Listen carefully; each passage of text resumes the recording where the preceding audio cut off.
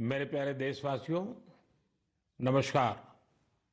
मन की बात में एक बार फिर मेरे सभी परिवारजनों का स्वागत है। आज एक बार फिर बात होगी देश की उपलब्धियों की, देश के लोगों के सामूहिक प्रयासों की। 21वीं सदी के भारत में कितना ही कुछ ऐसा हो रहा है जो विकसित भारत की नींव मजबूत कर रहा है। जैसे इस 23 अगस्त को ही हम सब देशवासियों ने पहला नेशनल स्पेस डे मनाया। मुझे विश्वास है कि आप सबने इस दिन को सेलिब्रेट किया होगा। एक बार फिर चंद्रयान 3 की सफलता का जश्न मनाया होगा। पिछले वर्ष इसी दिन चंद्रयान 3 ने चांद के दक्षिणी हिस्से में शिव शक्ति पॉइंट पर सफलतापूर्वक लैंडिंग की थी। भारत इस गौरवपूर्ण उपलब्धि को हासिल करने वाला दुनिया का पहला देश बना। साथियों, देश के युवाओं को स्पेस सेक्टर रिफॉर्म से भी काफी फायदा हुआ है। इसलिए मैंने सोचा कि क्यों ना आज मन की बात में स्पेस सेक्टर से जुड़े अपने कुछ युवा साथियों से बात की जाए। मेरे साथ बात करने के लिए स्पेस टेक स्टार्टअप गैलेक्स आई की टीम जुड़ रही है। इस स्टार्टअप को आईआईटी मद्रास के एलुमनाई ने शुरू किया था। ये सारे नौजवान आज हमारे साथ फोन लाइन पर मौजूद है। सुयश, डेनिल, रक्षित, किशन और प्रणीत।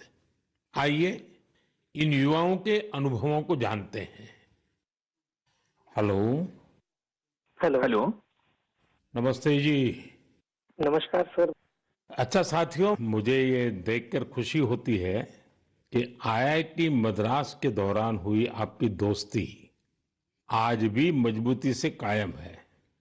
यही वजह है कि आपने मिलकर गैलेक्स आई शुरू करने का फैसला किया। और मैं आज जरा उसके विषय में भी जानना चाहता हूं। इस बारे में बताइए।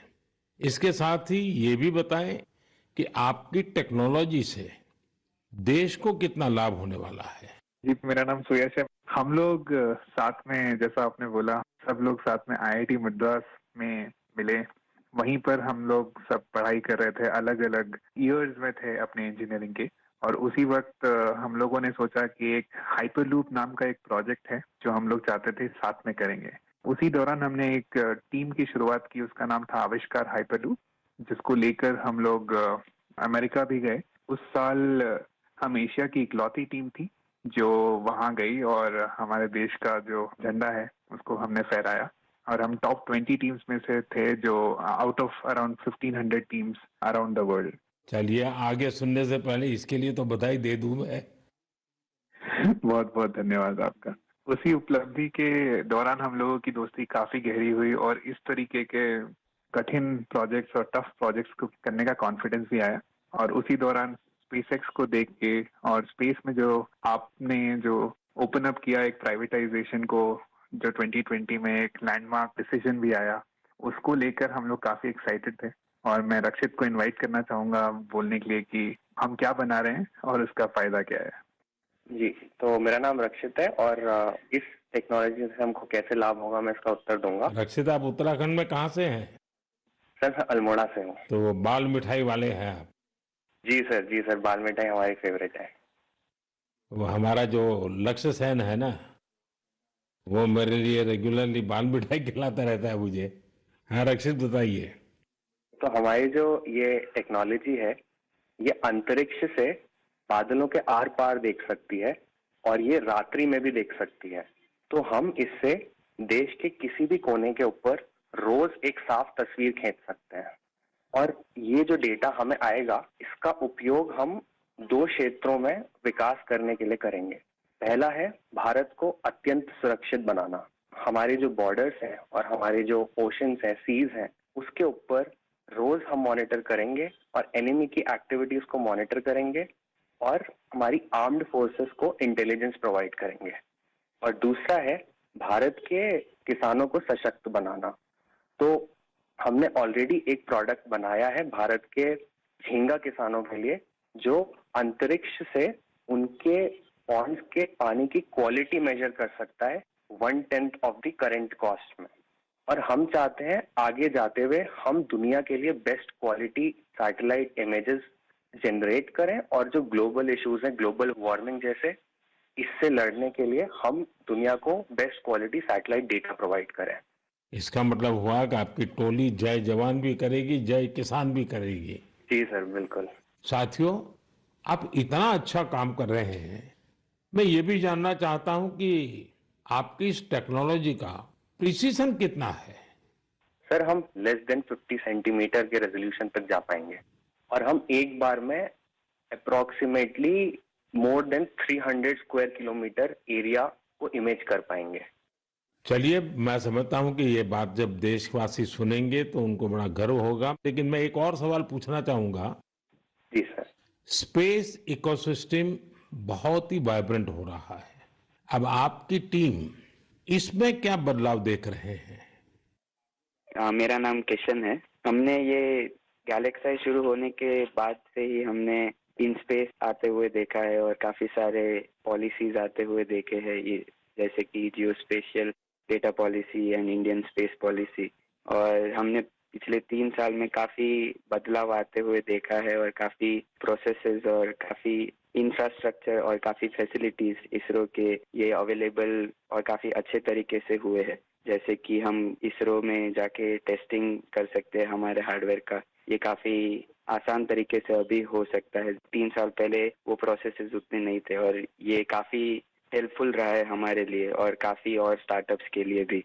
और रीसेंट एफडीआई पॉलिसीज की वजह से और ये फैसिलिटीज अवेलेबिलिटी की वजह से और स्टार्टअप्स को आने के लिए काफी इंसेंटिव है, और ऐसे स्टार्टअप्स आके काफी इजीली और काफी अच्छे से डेवलपमेंट कर सकते हैं ऐसी फील्ड में जिसमें यूजुअली डेवलपमेंट करना बहुत कॉस्टली और टाइम कंज्यूमिंग रहता है। बट करंट पॉलिसीज और इन स्पेस के आने के बाद काफी चीजें आसान हुई है स्टार्टअप्स के लिए। मेरे मित्र डेनियल चावड़ा भी इस पे कुछ और बोलना चाहेंगे। डेनियल, बताइए। सर, हमने एक और चीज ऑब्जर्व किया है। हमने देखा है कि जो इंजीनियरिंग के छात्र हैं उनकी सोच में बदलाव देखा है। वो पहले बाहर जाके हायर स्टडीज परस्यू करना चाहते थे और वहाँ काम करना चाहते थे और स्पेस डोमेन में, बट अब क्योंकि इंडिया में स्पेस इकोसिस्टम बहुत अच्छी तरीके से आ रहा है, तो इस कारण वो लोग इंडिया वापस आके इस इकोसिस्टम के पार्ट बनना चाहते हैं। तो ये काफी अच्छा फीडबैक हमें मिला है, और हमारे खुद की कंपनी में कुछ लोग वापस आके काम कर रहे हैं इसी वजह से। मुझे लगता है कि आपने दोनों जो पहलू बताए हैं, किशन ने और डेनियल दोनों ने, मैं जरूर मानता हूं कि बहुत से लोगों का इस तरफ ध्यान नहीं गया होगा कि एक क्षेत्र में जब रिफॉर्म होता है तो रिफॉर्म का कितने मल्टीपल इफेक्ट्स होते हैं, कितने लोगों का लाभ होता है, और जो आपके वर्णन से, और क्योंकि आप उस फील्ड में हैं तो आपको ध्यान में जरूर आता है, और आपने ऑब्जर्व भी किया है कि देश के नौजवान अब इस फील्ड में यहीं पर अपना भविष्य आजमाना चाहते हैं, अपने टैलेंट का उपयोग करना चाहते हैं। बहुत अच्छा ऑब्जर्वेशन है आपका। एक और सवाल मैं पूछना चाहूंगा, आप उन युवाओं को क्या संदेश देना चाहेंगे जो स्टार्टअप्स और स्पेस सेक्टर में सफलता हासिल करना चाहते हैं? मैं प्रणीत बात कर रहा हूँ और मैं एक सवाल का जवाब दूंगा। हाँ प्रणीत, बताइए। सर, मैं अपने कुछ सालों के एक्सपीरियंस से 2 चीजें बोलना चाहूंगा। सबसे पहली इज, अगर अपने को स्टार्टअप करना हो तो यही मौका है, क्योंकि पूरी दुनिया में इंडिया आज वो देश है जो वर्ल्ड का सबसे फास्टेस्ट ग्रोइंग इकोनॉमी है, और इसका मतलब ये हुआ कि अपने पास अपॉर्चुनिटी बहुत ज्यादा है। जैसे मैं 24 साल की उम्र में ये सोच के प्राउड फील करता हूँ कि अगले साल हमारी एक सैटेलाइट लॉन्च होगी जिसके बेसिस पे अपनी गवर्नमेंट कुछ मेजर डिसीजंस लेगी, और उसमें हमारा छोटा सा एक कंट्रीब्यूशन है। ऐसी कुछ नेशनल इम्पैक्ट की प्रोजेक्ट्स पे काम करने को मिले, ये ऐसी इंडस्ट्री और ये ऐसा टाइम है, गिवन कि ये स्पेस इंडस्ट्री आज अभी तो स्टार्ट हो रही है। तो मैं अपने युवा दोस्तों को यही बोलना चाहूंगा कि ये अपॉर्चुनिटी ना सिर्फ इम्पैक्ट की बट ऑल्सो उनके खुद के फाइनेंशियल ग्रोथ की और एक ग्लोबल प्रॉब्लम सॉल्व करने की है। तो हम आपस में यही बात करते हैं कि बचपन में हम ये बोलते थे कि बड़े होके एक्टर बनेंगे, स्पोर्ट्समैन बनेंगे या ऐसे कुछ चीजें होती थी। बट आज अगर हम ये सुने कि कोई बड़ा होके ये बोलता है कि मुझे बड़ा होके एंटरप्रेन्योर बनना है, स्पेस इंडस्ट्री में काम करना है, ये हमारे लिए बहुत प्राउड मोमेंट है कि हम इस पूरे ट्रांसफॉर्मेशन में एक छोटा सा पार्ट प्ले कर पाए। साथियों, एक प्रकार से प्रणीत, किशन, डेनिल, रक्षित, सुयस, जितनी मजबूत आपकी दोस्ती है उतना ही मजबूत आपका स्टार्टअप भी है। तभी तो आप लोग इतना शानदार काम कर रहे हैं। मुझे कुछ साल पहले आईआईटी मद्रास जाने का अवसर मिला था और मैंने उस संस्थान के एक्सेलेंस को खुद अनुभव किया है। और वैसे भी आईआईटी के संबंध में पूरे विश्व में एक सम्मान का भाव है और वहां से निकलने वाले हमारे लोग जब भारत के लिए काम करते हैं तो जरूर कुछ न कुछ अच्छा कंट्रीब्यूट करते हैं। आप सभी को और स्पेस सेक्टर में काम करने वाले दूसरे सभी स्टार्टअप्स को मेरी बहुत बहुत शुभकामनाएं हैं। और आप पांचों साथियों से बात करके मुझे बहुत अच्छा लगा। चलिए, बहुत बहुत धन्यवाद दोस्तों। Thank you so much. मेरे प्यारे देशवासियों, इस साल मैंने लाल किले से बिना पॉलिटिकल बैकग्राउंड वाले 1 लाख युवाओं को पॉलिटिकल सिस्टम से जोड़ने का आह्वान किया है। मेरी इस बात पर जबरदस्त प्रतिक्रिया हुई है। इससे पता चलता है कि कितनी बड़ी संख्या में हमारे युवा राजनीति में आने को तैयार बैठे हैं।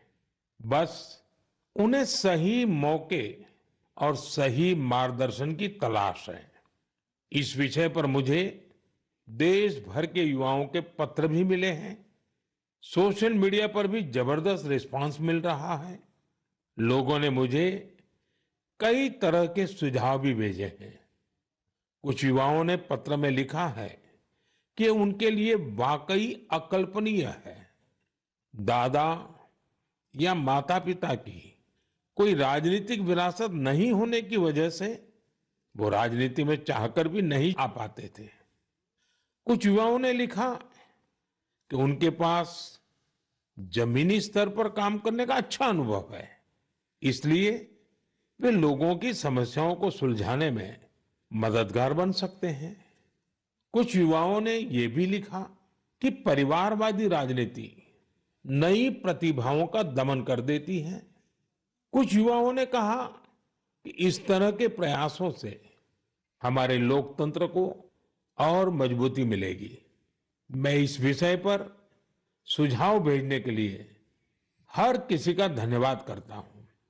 मुझे उम्मीद है कि अब हमारे सामूहिक प्रयास से ऐसे युवा जिनका कोई पॉलिटिकल बैकग्राउंड नहीं है वे भी राजनीति में आगे आ सकेंगे। उनका अनुभव और उनका जोश देश के काम आएगा। साथियों, स्वतंत्रता संग्राम के दौरान भी समाज के हर क्षेत्र से ऐसे अनेकों लोग सामने आए थे जिनकी कोई राजनीतिक पृष्ठभूमि नहीं थी। उन्होंने खुद को भारत की आजादी के लिए झोंक दिया था। आज हमें विकसित भारत का लक्ष्य पाने के लिए एक बार फिर उसी स्पिरिट की जरूरत है। मैं अपने सभी युवा साथियों को कहूंगा, इस अभियान से जरूर जुड़े। आपका ये कदम अपने और देश के भविष्य को बदलने वाला होगा। मेरे प्यारे देशवासियों, हर घर तिरंगा और पूरा देश तिरंगा, इस बार ये अभियान अपनी पूरी ऊंचाई पर रहा। देश के कोने कोने से इस अभियान से जुड़ी अद्भुत तस्वीरें सामने आई। हमने घरों पर तिरंगा लहराते देखा, स्कूल, कॉलेज, यूनिवर्सिटी में तिरंगा देखा। लोगों ने अपनी दुकानों, दफ्तरों में तिरंगा लगाया। लोगों ने अपने डेस्कटॉप, मोबाइल और गाड़ियों में भी तिरंगा लगाया। जब लोग एक साथ जुड़कर अपनी भावना प्रकट करते हैं, तो इसी तरह हर अभियान को चार चांद लग जाते हैं। अभी आप अपनी टीवी स्क्रीन पर जो तस्वीरें देख रहे हैं, ये जम्मू कश्मीर के रियासी की है। यहां 750 मीटर लंबे झंडे के साथ तिरंगा रैली निकाली गई और ये रैली दुनिया के सबसे ऊंचे चिनाब रेलवे ब्रिज पर निकाली गई। जिसने भी इन तस्वीरों को देखा, उसका मन खुशी से झूम उठा। श्रीनगर के डल लेक में भी तिरंगा यात्रा की मनमोहक तस्वीरें हम सब ने देखी। अरुणाचल प्रदेश के ईस्ट कामेंग जिले में भी 600 फीट लंबे तिरंगे के साथ यात्रा निकाली गई। देश के अन्य राज्यों में भी इसी तरह हर उम्र के लोग ऐसी तिरंगा यात्राओं में शामिल हुए। स्वतंत्रता दिवस अब एक सामाजिक पर्व भी बनता जा रहा है। ये आपने भी अनुभव किया होगा। लोग अपने घरों को तिरंगा माला से सजाते हैं। स्वयं सहायता समूह से जुड़ी महिलाएं लाखों झंडे तैयार करती हैं। ई कॉमर्स प्लेटफॉर्म पर तिरंगे में रंगे सामानों की बिक्री बढ़ जाती है। स्वतंत्रता दिवस के अवसर पर देश के हर कोने, जल, थल, नभ, हर जगह हमारे झंडे के 3 रंग दिखाई दिए। हर घर तिरंगा वेबसाइट पर 5 करोड़ से ज्यादा सेल्फी भी पोस्ट की गई।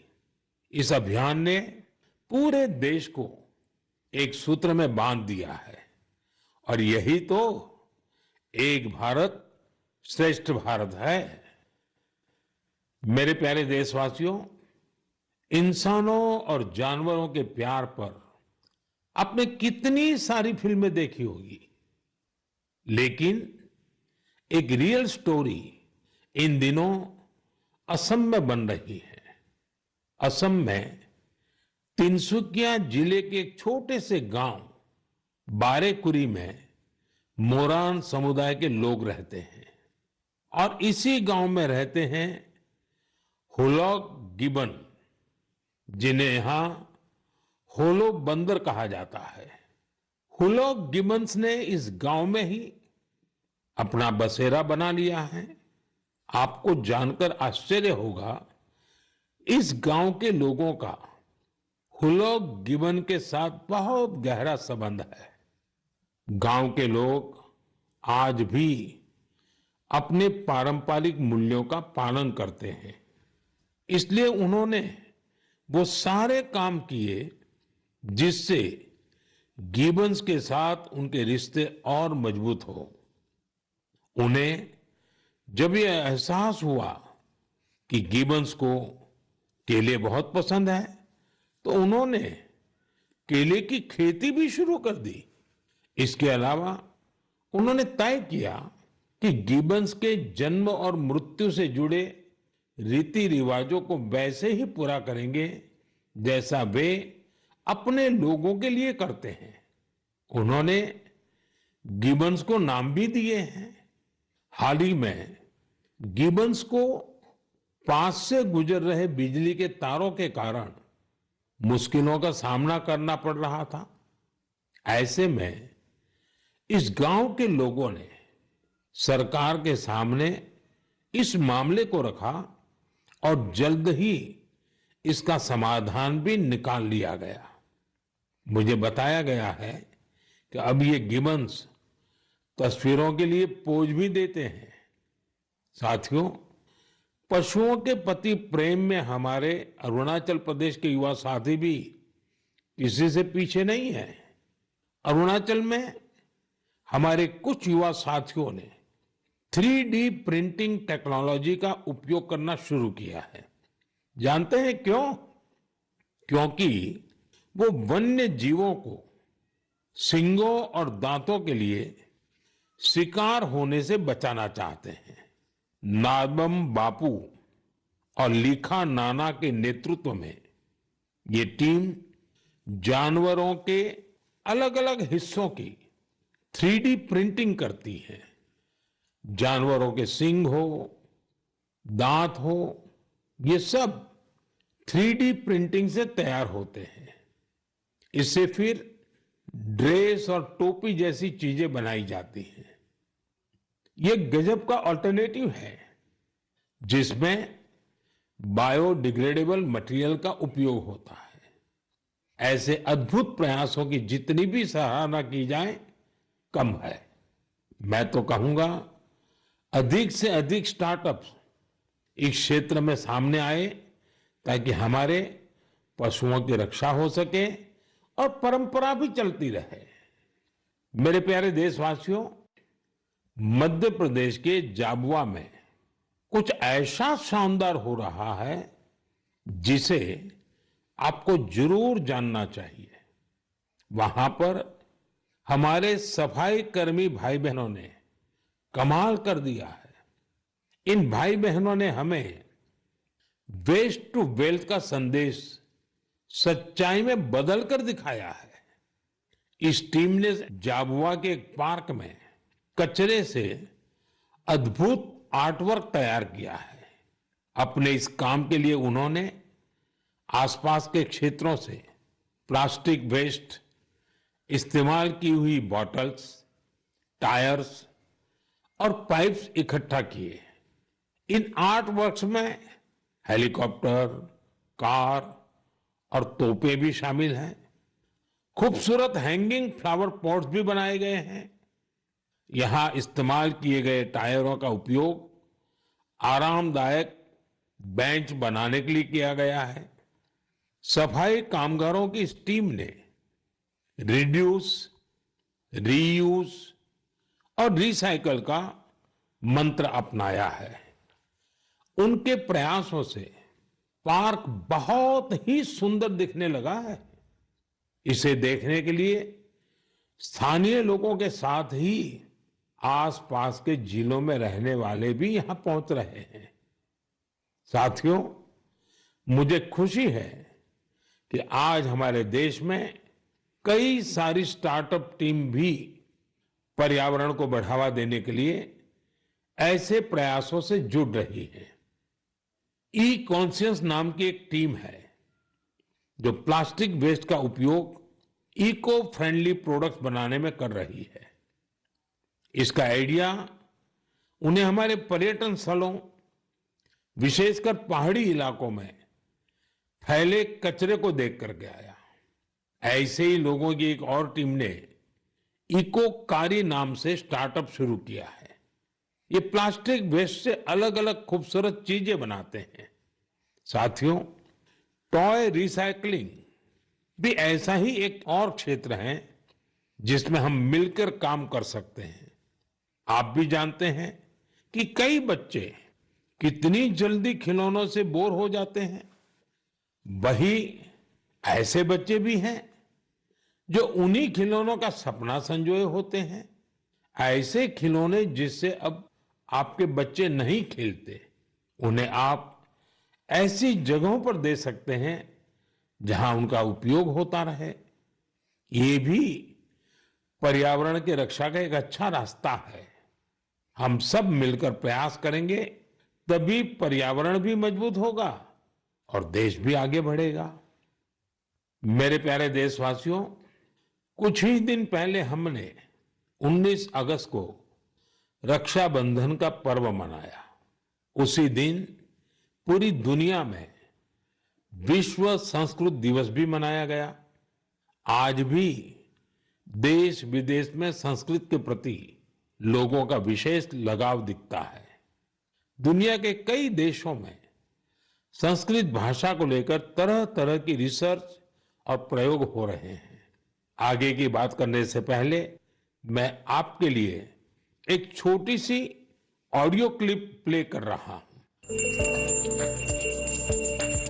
Titiršu šīgragam gangam idam lakšmanam abre. Va taip yra skambės. Visi kartu. Satu drištva meditire navam išvaku nandanach तितीर्षु शीघ्रगां गंगाम इदम लक्ष्मणम अब्रवीत। साथियों, इस ऑडियो का संबंध यूरोप के एक देश लिथुएनिया से है। वहां एक प्रोफेसर विदोनस ने एक अनूठा प्रयास किया है और इसे नाम दिया है संस्कृत ऑन द रिवर्स। कुछ लोगों का एक ग्रुप वहां नेरिस रिवर के किनारे जमा हुआ और वहां उन्होंने वेदों और गीता का पाठ किया। यहां ऐसे प्रयास पिछले कुछ वर्षों से निरंतर जारी है।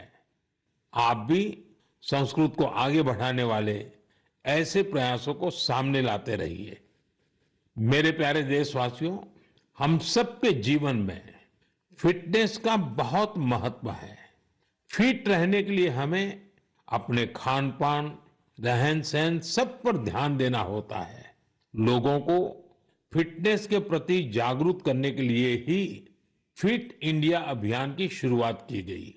स्वस्थ रहने के लिए आज हर आयु, हर वर्ग के लोग योग को अपना रहे हैं।